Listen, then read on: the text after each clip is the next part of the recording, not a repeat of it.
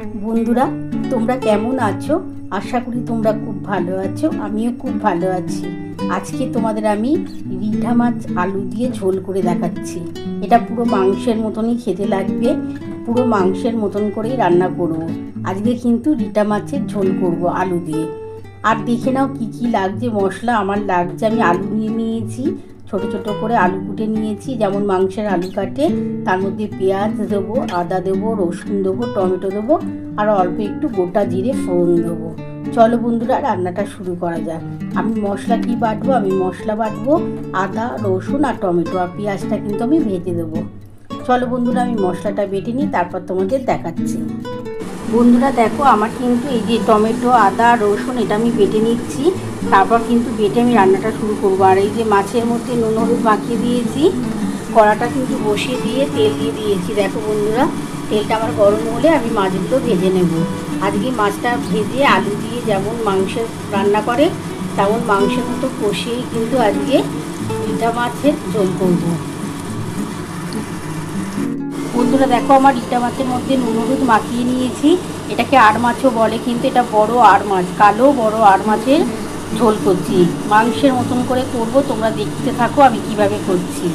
আমার তেল দেখো বন্ধুরা গরম হয়ে গেছে। আমি এবার দিয়ে দিচ্ছি একটা করে ছেড়ে দিচ্ছি মাছ, দিয়ে মাছটা ভেজে নেবো। তারপর থেকে তোমাদের দেখাচ্ছি রেসিপিটা। বন্ধুরা দেখো, আমি মাছগুলো দিয়ে দিয়েছি। আমার মাছগুলো একটু ভাজা হয়ে গেলে আমি তুলে নেবো। বন্ধুরা দেখো, আমার কিন্তু এক পিস ভাজা হয়ে গেছে, আমি আর এক পিস উল্টে দিয়েছি। আমি এবার মাছগুলো তুলে নেবো। আমার মাছ কিন্তু খুব কড়া করে ভাজবো না, তাহলে কিন্তু এই আর মাছ বা রিঠা মাছ খেতে ভালো লাগে না। এবার আমি তুলে নিচ্ছি। আর এই যে বন্ধুরা, আমার মশলাটা বাটা হয়ে গেছে। বন্ধুরা দেখো, আমার কিন্তু মাছটা ভাজা হয়ে গেছে, আমি কিন্তু এবার তুলে নিচ্ছি। বন্ধুরা দেখো, আমার কিন্তু মাছগুলো ভেজে তোলা হয়ে গেছে। আমি কিন্তু খুবই হালকা করে ভেজেছি। এবার এই তেলের মধ্যে আমি আলুগুলো ভেজে নেব। প্রথমে আমি আলুগুলো দিয়ে দিচ্ছি বন্ধুরা।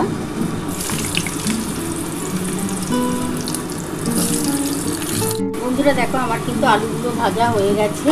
এবার ওই তেলের মধ্যে আমি এই যে একটা সাইডে দেখো, এই যে গোটা জিরে ফোড়ন দিয়ে দিচ্ছি। আমার জিরেটা একটুখানি ভাজা ভাজা হোক, তারপরে আমি পেঁয়াজটা দিয়ে দেবো।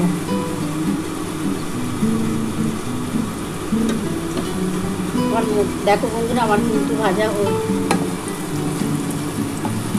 এই যে জিরেটার সাথে এবার আলুগুলোকে ভালো করে ভেজে নিচ্ছি।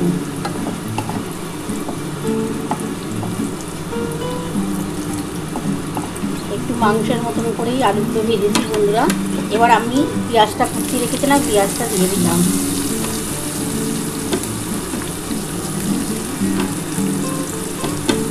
আমি এর মধ্যে অল্প একটু নুন আর অল্প একটু চিনি দিয়ে দেবো।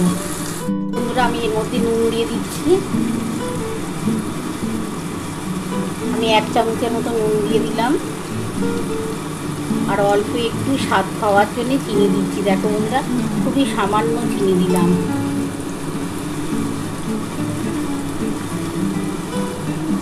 এবার ভালো করে এটা আমি ভেজে নেব। পেঁয়াজটার সাথে আর গোটা জিরে যে ফোড়ন দিয়েছি তার সাথে ভালো করে ভেজে নিয়ে আমি কিন্তু মশলাটা দিয়ে দেবো। আমার আদা, রসুন আর টমেটো বাটা আছে, এটা আমি দিয়ে দেবো। তারপরে আমি লঙ্কার গুঁড়োটা দেবো, তারপর লঙ্কার গুঁড়ো দেবো, হলুদ দেবো।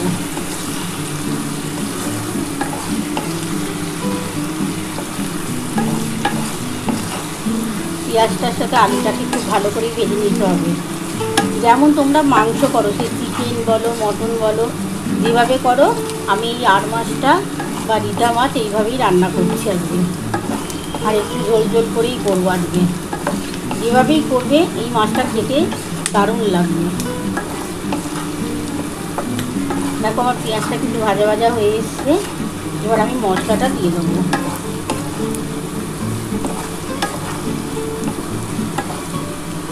এবার বন্ধুরা দেখো, আমি এই যে মশলাটা দিয়ে দিলাম। বন্ধুরা দেখো, আমি মশলাটা দিয়ে দিলাম। এবার কিন্তু হলুদ দিচ্ছি।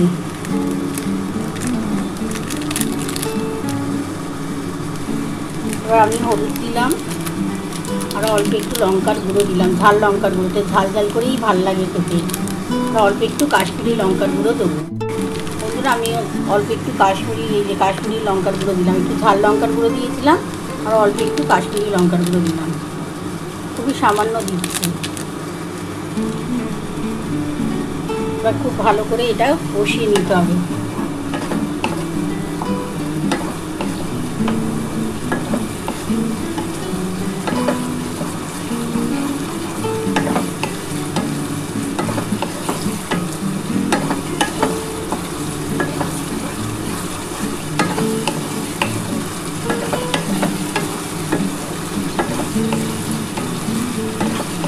খুব ভালো করে মশলাটা কষাতে হবে।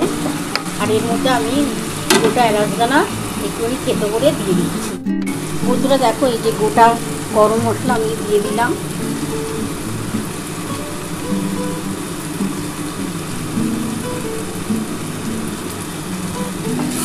খুব ভালো করে কষিয়ে নিতে হবে। দেখো আমার তেলটা ছেড়ে ছেড়ে এসছে।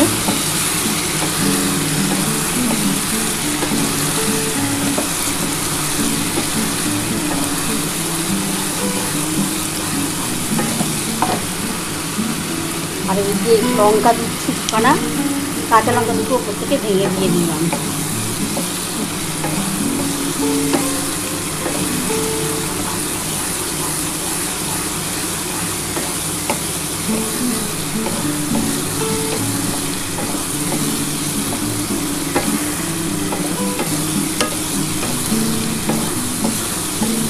এবার আমি অল্প জল দিয়ে দেবো। খুব ভালো করে দেখো আমার বন্ধুরা মশলাটা কষানো হয়ে গেছে। দেখো পুরো তেল ছেড়ে ছেড়ে এসে গন্ধটাও খুব সুন্দর বেরিয়েছে। আমি এবার জল দিয়ে দেবো বন্ধুরা। এবার আমি জলটা দিয়ে দিলাম।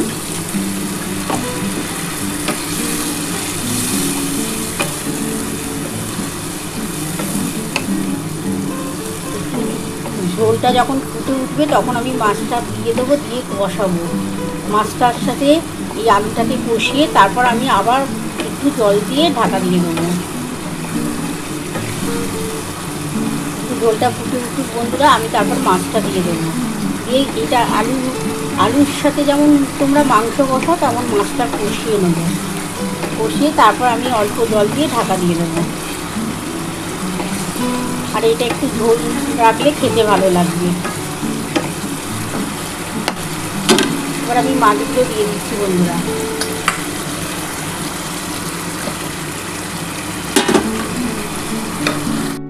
বন্ধুরা দেখো আমি এবার কিন্তু এই মাছটা দিয়ে ভালো করে কষিয়ে নিচ্ছি আলুটার সাথে। খুব ভালো করে কষিয়ে নিতে হবে। আর এই মাছটা কিন্তু ভেঙে যায় না খুব একটা, কেন এটা তো ভেজে করছি। দারুণ খেতে হবে, দারুণ। পুরো মাংস থেকেও দেখবে এই রিঠা মাছ বা আর মাছের ঝাল দারুণ খেতে হয়। আর এটা আমার কিন্তু কালো বড় যে আর মাছটা পাওয়া যায় সেটাই কিন্তু এটা নিয়েছে। এই মাছটাই বেশি খেতে ভালো লাগে। দেখো কালারটা কিন্তু দারুণ এসছে বন্ধুরা, তোমরা তো দেখতেই পাচ্ছ। আমি অল্প একটুখানি কষিয়ে নিয়ে আমি তারপর জল দিয়ে দেবো।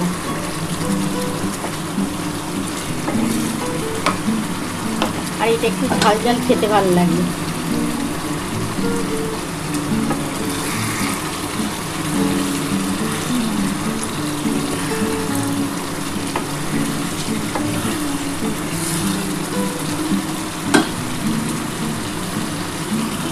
এবার আমি অল্প একটু জল দিয়ে দেবো। দেখো বন্ধুরা আমার কিন্তু খুব ভালো করে কষানো হয়ে গেছে। দেখো দারুণভাবে কষিয়ে নিয়েছি। এবার আমি জল দিয়ে দিচ্ছি।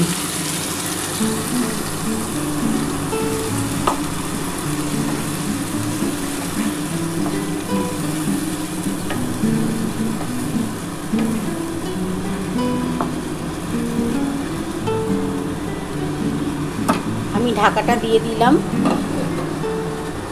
আমি 10 মিনিট পর ফিরে আসছি। 10 থেকে 15 মিনিট লাগবে বন্ধুরা।